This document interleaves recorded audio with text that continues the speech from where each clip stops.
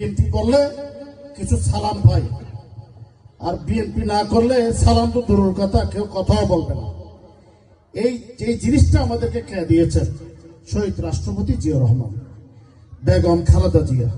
বেগম খালেদা জিয়ার সাথে আমাদের মাতা এবং পুত্রের সন্তানের মতো আমাদের যারা বিএনপি করে তাদের এই ধরনের একটা সম্পর্ক, এইটুকু একটা শ্রদ্ধাবোধের থেকে আমাদের এই যাত্রা। আমরা জিয়াউর রহমানকে অত বেশি দেখি নাই, সুযোগ খাই নাই, আমরা দেখেছি বেগম খালেদা জিয়াকে। বেগম খালেদা জিয়ার কারণে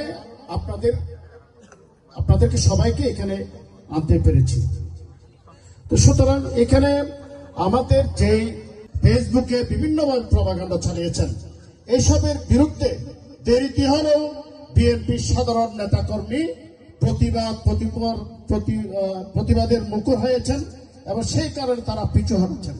তাই সুতরাং আজকে ধর্মীয় লেবাসে ধর্মকে যারা বিতর্কিত করতে চায়, ধর্মকে ব্যবহার করে ধর্ম পরিচালনা করতে চায়, তাদের বিরুদ্ধে আমাদেরকে সজাগ থাকতে হবে।